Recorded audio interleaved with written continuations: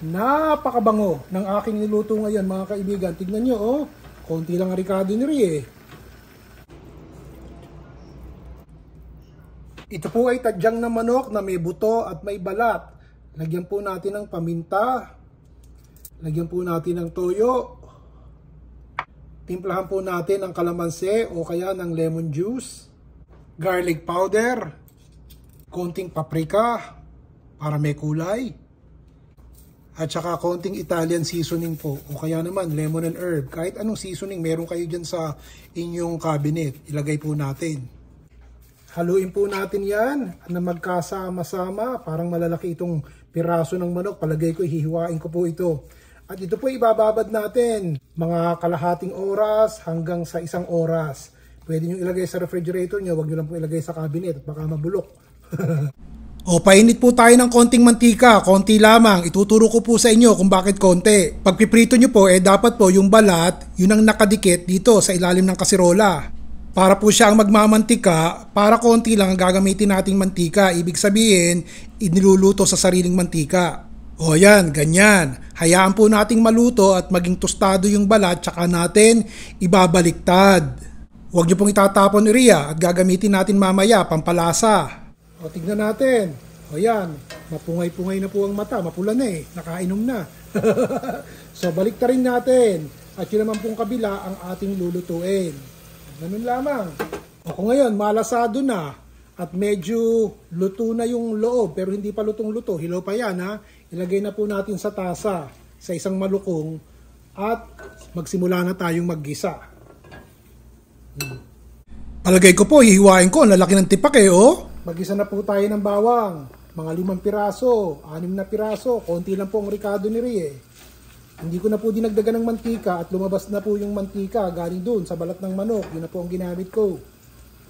Sabi nga, ilalagay ko na lahat at makapagbayo na lang mamaya ng ibang bawang.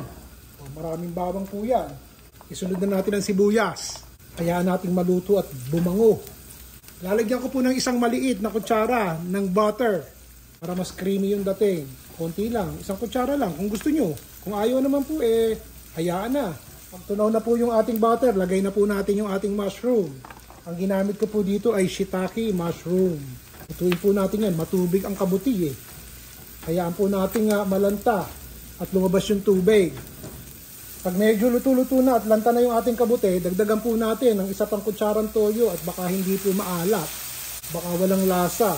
So dinagdagan ko pa. Dagdagan nyo rin po ng paminta. At siguro 2 kutsarang lemon juice o calamansi juice. Ayan.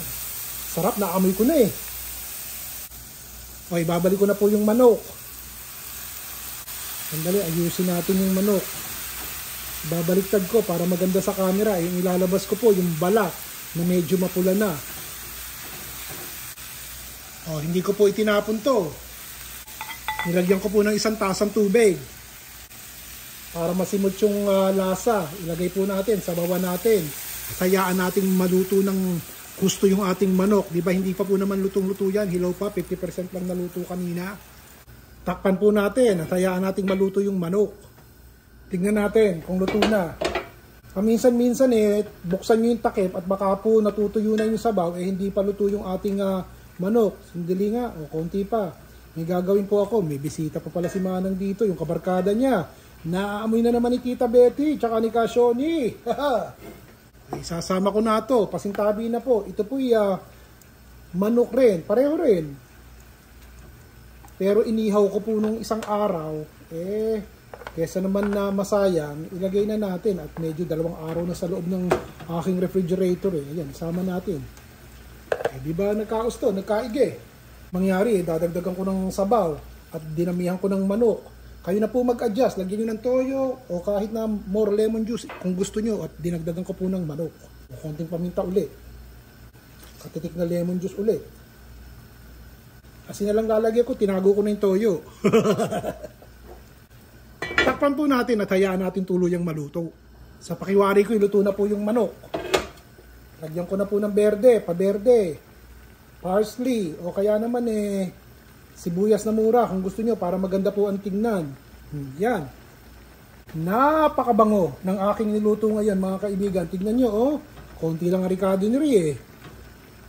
Medyo nadadalas po ang luto ko ng manok mga kaibigan. Ayon po sa nakararami sa inyo, ang manok naman kayang-kaya ng pang-araw-araw nating panggastos. Sasalita natin ang baboy paminsan-minsan at kung nakakariwasa ng konti at bagong sweldo, karning baka naman. Pero makakaasa po kayo. Mga simpleng ulam lagi ang gagawin natin. Katulad po nung aking ginawa na manok lang at saka may konting sarsa, may konting kabuti. Tapos magsaing na po kayo. Doon po sa mga kaibigan natin na palaging nagugustuhan ang mga lutong bahay na aking ibinabahagi sa inyo, marami pong salamat. Doon naman sa iba na medyo hindi type ang niluluto ko, o hayaan nyo po, uulitin ko at sana po sa susunod magkaigi at maibigan nyo. Ayos? Si Ron Bilaro po.